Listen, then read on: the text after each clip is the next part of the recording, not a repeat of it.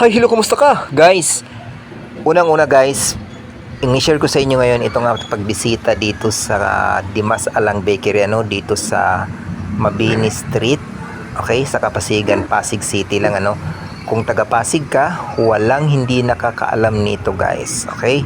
Dahil ito'y pinaka-oldest bakery, kung di ako nagkakamali, dito sa Pasig City, talagang makikita natin sa kanilang signboard 1919. Okay, hanggang ngayon 2026 na, malakas po pa rin sila talaga. Okay guys, dito nakausap natin ang matatawag din natin sigurong manager, si Ma'am Merly. Shout out po sa inyo, ma'am. Dahil sa kanya, tinatanong sa kanyang mga kasamahan kung anong alam or hindi nila alam, kung may nagtatanong sa kanila. Dito kasi guys, makikita nyo po na talagang ang kanilang mga tinapay, at dito bumili din talaga kami. Talaga namang masarap din po talaga, at hindi talaga sobrang tamis ang kanilang timpla. Meaning, hindi nakakasawa at nakakaumay ang kanilang mga timpla sa kanilang mga tinapay. Okay? Biro mo ang kanilang egg pie, 100 plus pieces a day. Pero nyo po yun, minsan pa daw may nagpapahabol pa sa kwento sa akin ni ma'am. Dito talaga napakwento ko sa kanila, bukod na talaga namang napakabait nila, lahat ng staff dito sa Dimas Alang Bakery, talaga namang napakabait din daw ang kanilang amo. Meron na ditong 40 years, meron na ding, sabi ni ma'am, siya ay 30 years na dito. At dati din siyang gumagawa sa loob at naging baker siya. Okay, so maraming salamat dito kay sa lahat ng staff ng Dimas Alang Bakery. Maraming salamat sa inyo guys. Okay? Dito dahil binalik-balikan kayo sa inyong mga customer, dahil ang pinakamahalaga din talaga, bukod na masarap ang inyong mga lutong tinapay, talaga namang very good service din talaga ang inyong pinamala sa inyong mga customer. Kaya napapansin po namin, kahit dito kami, talagang ang dami din talagang bumibili sa kanilang mga tinapay.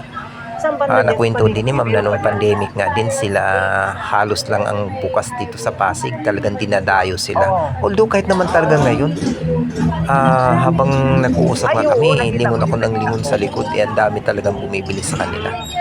So alam naman natin na ang pagtagal talaga sa bakery ay yan ay dahil sa magandang pag-manage at malasapit sa kanilang mga baker. Talaga kahit sinong tanungin natin, kung ganyan naman ang amo natin kabait at may malasakit sa atin, complete sa benepisyo, talagang parang ayaw na nating mag-resign.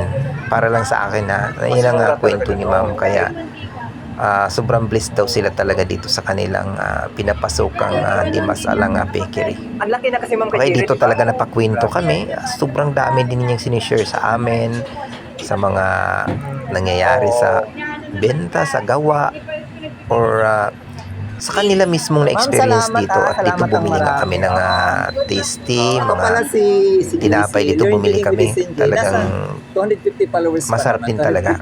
Dito pakinggan nyo na lang ng nag-uusap kami. Nag-share din kung saan bumibili ng mga raw materials, sa ating mga ingredients sa kanila or sa amin. Nagtanong din siya. At iba talaga, ibang-iba ang ika nga nakasanayan ng mga taga-Pasig dito talaga. Karamihan bumibili dito talagang yung mga may edad na, kumbaga 40 plus, 50 plus to senior talaga. Di pupuntahan talaga namin kasi taga-Pasig. Okay, pakinggan lang natin sila. Learn baking with Sinjay. Bait ka na?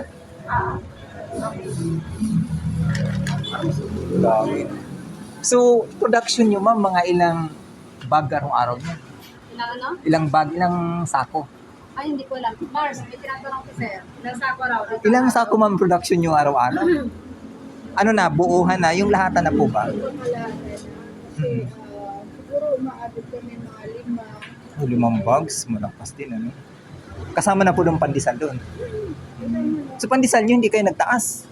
2 piso pa rin or 5? Actually, yung dos tinanggal namin. So, 3 pesos ang 3 natira at pesos. saka sa Kasi tatlong Oo, maliliit na masyado, may no? dos, may 3, may sais. So yung dos, hindi na kinaya. Kasi Oo. medyo tumataas. Oo. Wala lang. Oh, sa liit na lang, no? Halos bite size na lang Kaya talaga. 2 sizes na lang yung natira. Mm-mm. Sa nakakausap ko, yung ibang mga bakery, ayaw nila daw magtaas kasi takot sila na hihina. Tapos sabi ko naman, paano natin ma-maintain yung quality pag mananatili tayo sa 2 piso, eh, ang ingredients, di ba, sobrang taas, nagtataasan na talaga. Kaya sabi ko, mas better talaga na magtaas na lang, i-maintain yung quality. Kisa 2 piso, 2 piso, parang nakapako, di ba, yung mga isip sa iba. Siguro sir, sa small business, ganun talaga Oo. yung mindset nila. Kasi sa amin, medyo kasi ang account namin eh. Kompleto benefits dito. Galing, ano? Kaya kailangan niya talaga magtaas. Bihira lang Tsaka talaga. depende din naman po kasi yan doon sa mga product na mga nakuha, mga supplier. Oo. Kasi ang mga supplier, tataasan kami, hindi kami magtaas. Oo nga. Oo, totoo yan. Kaya paliwanag na lang po namin mabuti sa mga customer kapag nagkakaroon sila ng katanong, tumakas, bakit ganyan? Kasi po ganito, ganyan. So, ini-explain namin, naiintindihan naman nila. Kasi nakakaranas din naman po Oo. sila ng mga ganun na pagka bumibili sila, tatamo lang bili. Oo, bili. totoo. Kaya yun po yung magandang paliwanag na. So, gaano na kayo, ma'am, katagal dito nagkatrabaho? Ako po, magti-30 years na. Oh, grabe. Actually, yung 30 years? Yung isa more than 40 years. Grabe, Yes, no? yung dito. Sa grabe. Tsaka kasi maganda yung pamamalaman. Yun talaga, ma'am. Yun talaga. Yun ang pinaka-the best talaga sa isang bakery na may malasakit sa mga baker talaga, sa tindera. Napakabait po Oo. namin. Ang ganda. Lahat talaga dito tumatagal. Mm. Minsan kapag tayo isa aalis, kamag-anak yung marirecommend. Oo. Para hindi naman iba. Ang galing, ano. Hindi ba tayo bibili ng buns? Bili kayo tayo ng... Ang buns ba, ma'am, may tag-6 na piraso sa isang balot. Bili kami, ma'am, ng isa.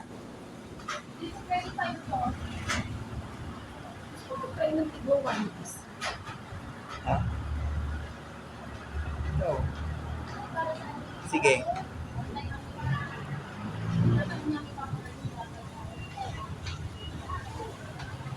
Sige. Ha? Magkano nga to, ma'am? Sige. Ibang bakery din. Oo. So, nangungupahan pa sila. Oo. Talagang kailangan. Ito kasi sarili nila. Oo, yun na nga. Hindi nang So 100, ay ano na to? 130, 100 years na. Pero, more than. o kasi yung 1919, tapos ano na ngayon, 2026 na. Ang tagal na talaga. So ikaw, bumagang tigisa? Sige.